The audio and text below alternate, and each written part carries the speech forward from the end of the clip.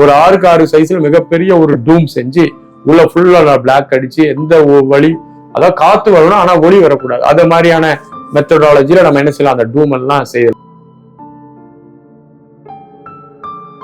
அனைவருக்கும் அன்பான வணக்கங்கள்.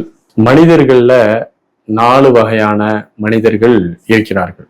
இருளில் இருந்து ஒளியை நோக்கி செல்பவர்கள், ஒளியிலிருந்து இருளை நோக்கி செல்பவர்கள், ஒளியிலிருந்து ஒளியை நோக்கி செல்பவர்கள், இருளிலிருந்து இருளை நோக்கி செல்பவர்கள். இந்த 4 கேட்டகரி இருக்கிறார்கள். பொதுவாகவே இந்த பிரபஞ்சத்தை நாம் குறித்த ஆராய்ச்சிகள் எடுத்து மேற்கொண்டால் இருள் நிஜமாக இருக்கிறதா, ஒளி நிஜமாக இருக்கிறதா என்ற இந்த ஒரு கான்ட்ரவர்சி இருக்கிறது. ஒளி அப்பப்போ வந்துட்டு போறது. இந்த பிரபஞ்சத்துல நீட்டித்து நிலையாக இருப்பது இருள் என்ற ஒரு விஷயம். மனிதன் தனக்குள்ளும் இருளை கண்டு பயப்படுகின்றான், வெளியில இருக்கக்கூடிய இருளை கண்டும் பயப்படுகின்றான்.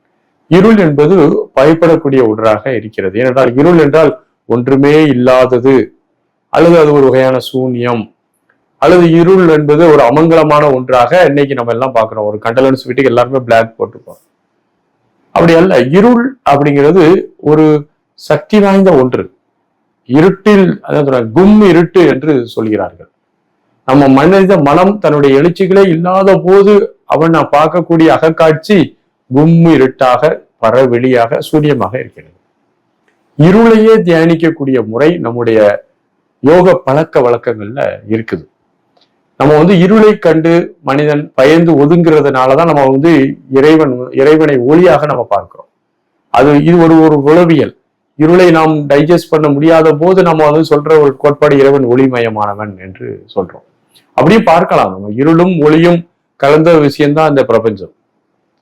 இறைவனை ஒளியாக பார்க்கக்கூடியவர்களும் இருக்கிறார்கள், இறைவனை இருளாக பார்க்கக்கூடியவர்களும் இருக்கிறார்கள். இருட்டு அப்படிங்கிறது ஒரு அச்சத்திற்குரிய ஒரு விஷயம் அல்ல. நமக்கு அதீத அச்சம் இருக்கிறது, அதீத பயம் இருக்கிறது என்றால் நாம் நமக்குள் ஆழ்ந்து போக முடியாது. ஏன்னா அங்கு இருள் சூழ்ந்து இருக்கும். அப்ப அந்த இருள் சூழ்ந்த நிலையை நம்மால் நேருக்கு நேர சந்திக்க முடியாத போது நாம் இயங்க தொடங்குறோம், பயப்பட தொடங்குறோம். ஆனால் மனிதன் தன்னுடைய அகத்தில் இருக்கக்கூடிய ஆழ்ந்த பதிவுகளையும் அவன் சேர்த்து வைக்கக்கூடிய குப்பைகளையும் தூய்மை செய்வதற்கு இருளையே ஒரு தியானத்திற்கு ஒரு கருவியாக பயன்படுத்த வேண்டும். இந்த இருள் தியானம் எப்படி செய்வது, எங்கு செய்வது என்ற ஒரு கேள்வி எல்லாம் இருக்கிறது. நாம் இருக்கக்கூடிய அறையை ஒரு நல்ல பிளாக் கலர்ல பெயிண்ட் அடிச்சிடணும். நம்முடைய ஜன்னல் போன்ற இடங்கள்லாம் ஒரு ஸ்கிரீன், திக்கான பிளாக் கலர் ஸ்கிரீன்ல லாக் பண்ணிடணும். ஒரு ஏசி ரூம் வச்சுக்கணும். எந்த வழியிலையும் வெளியிலிருந்து ஒளி உள்ளே புகாத அளவு ஒளி புகாத ஒரு டூம் செய்யலாம். அல்லது நம்ம என்ன செய்யலாம்னா உட்லேயே அந்த மாதிரி ஒரு அறை செய்து கொள்ளலாம், ஒரு தியான குகை செய்து கொள்ளலாம். இருள் ஒரு 6x6 சைஸ்ல மிகப்பெரிய ஒரு டூம் செஞ்சு உள்ள ஃபுல்லா பிளாக் அடிச்சு எந்த வழி, அதாவது காத்து வரணும் ஆனா ஒளி வரக்கூடாது. அது மாதிரியான மெத்தடாலஜில நம்ம என்ன செய்யலாம், அந்த டூம் எல்லாம் செய்யலாம். அதுக்கு நல்ல ஒரு 6x6 சைஸ்ல ஒரு மர வீடு மாதிரி செய்து கொண்டு நல்ல ஸ்கிரீன் எல்லாம் பிளாக்ல நல்லா போட்டு உள்ள ஒரு ஏசி வச்சுட்டேன்னா பெஸ்டா இருக்கும். அதுக்கப்புறம் என்ன செய்யணும்னா இன்னும் இருளை உருவாக்குவதற்கு இதே போன்ற தியான கண்ணாடிகளை நம்ம என்ன செய்யலாம், பயன்படுத்தலாம். கண்கள் அழுத்தாதவாறு ஒரு ஷூ கொடுத்து ஒரு நல்ல ஒரு மெட்டீரியல் கொடுத்துட்டு என்ன செய்யலாம், அப்படி நல்லா வச்சுட்டு இந்த மாதிரியான ஒரு மெட்டீரியலே நம்ம என்ன செய்யலாம், அந்த அறைக்குள் இந்த மாதிரி ஒரு மெட்டீரியல் செஞ்சுக்கணும். நல்லா கண்கள்ல நல்லா அப்படி அணிந்து கண்கள் நல்லா திறந்து பார்ப்பதற்கு நமக்கு எளிமையாக இருப்பது போல அப்படி நல்லா வச்சிடணும். நல்லா அப்படி கம்ஃபர்டபுளா வச்சுட்டு உள்ள கண்ணை திறந்து பார்க்கறதுக்கு ஏற்றாறு போல இருக்குது. இந்த மாதிரியான ஒரு கண்ணாடி, தியான கண்ணாடி என்று சொல்வார்கள். இந்த தியான கண்ணாடியை பயன்படுத்திக்கணும். நம்மளுடைய அறை ஏற்கனவே இருட்டாக இருக்கிறது, கும் இருட்டா இருக்குது. இந்த கண்ணாடி வேற போட்டிருக்கோமா, இன்னும் இருட்டு மேலும் அதிகமாக இருக்கிறது.